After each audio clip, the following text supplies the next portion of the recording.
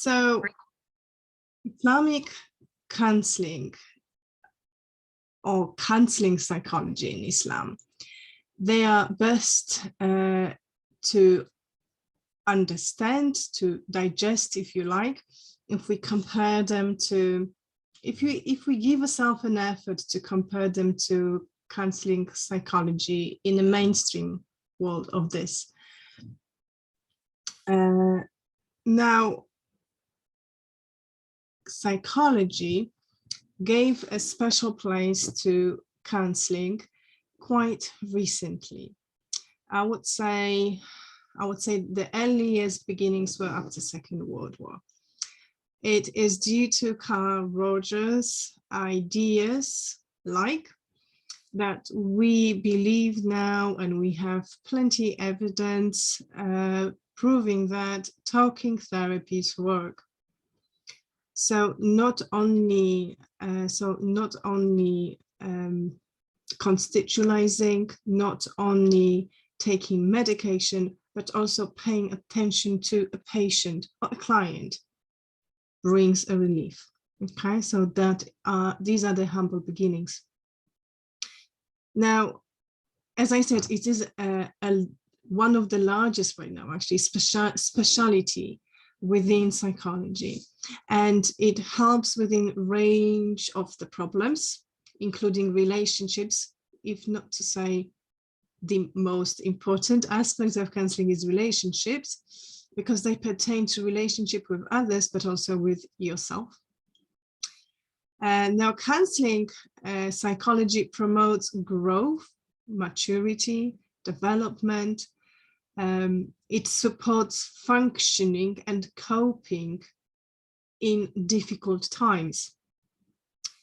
So no wonder that counseling psychology concentrates on emotions, social, educational, health-related, vocational, and organizational matters.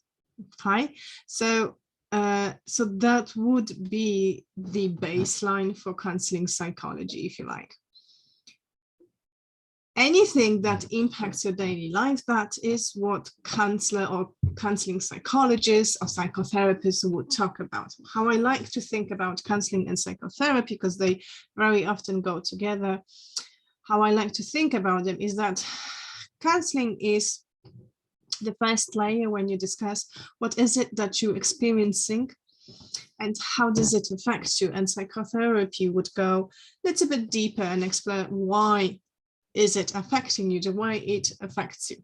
Okay, so across all the stages of your growth, beginning from your childhood up to the age where you are, counseling psychologists would sit down with you and would make up your cultural, your psychological, maybe even religious assessment, and adjust your coping mechanism, maybe give you more tools to cope with your problems that you're experiencing now, but maybe also for the very long time. So counseling psychologists will help people with physical, emotional, and mental health issues, and it will improve their well-being, you know, that general, quite wide approach to health well-being. And they would engage in assessment, as I said, not necessarily diagnosis, but definitely treatment.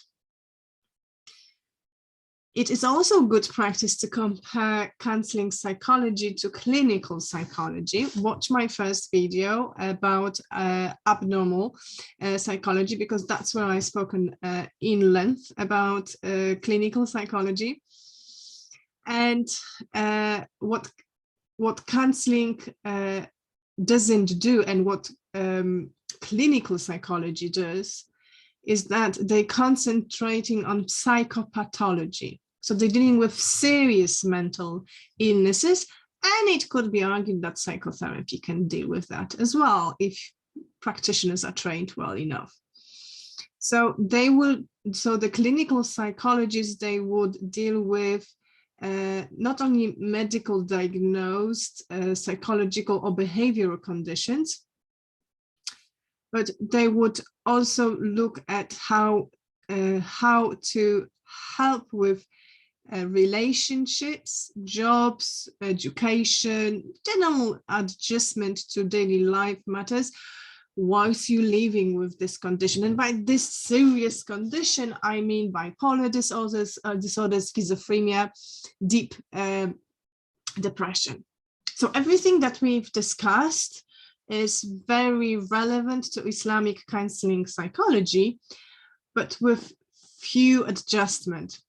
Okay, with few adjustments. So as you've noticed, counseling psychology concentrate on bio, social, psychological, maybe even emotional background of the client or patient. Now, in Islamic psychology, we would do the same. Islamic counseling psychology, we would pay the same attention. However, we would add a special dimension, which is spiritual dimension.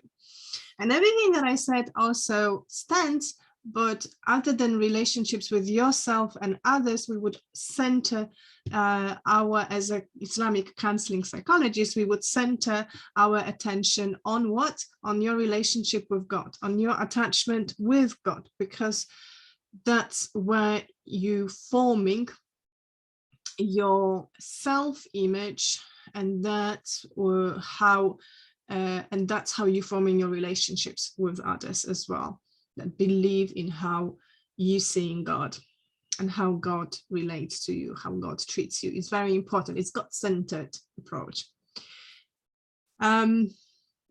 Some Islamic psychotherapists would say that that deeper spiritual aspect of working with Muslims actually goes back to newborn human conditions called fitra, meaning we rekindle the natural inborn tendency with clients to reconnect with God, and that is only attainable if we are looking for fitra with our clients and we nourish the fitra.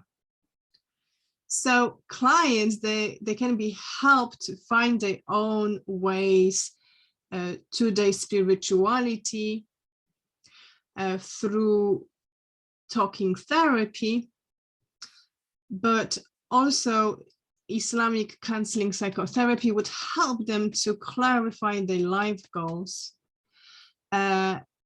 give them clarity to live, clarity to leave legacy behind, clarity about their own existence, which is eternal from the eschatological point of view, and probably more tools, religious-driven tools, how to deal with relationships with others, but also with yourself.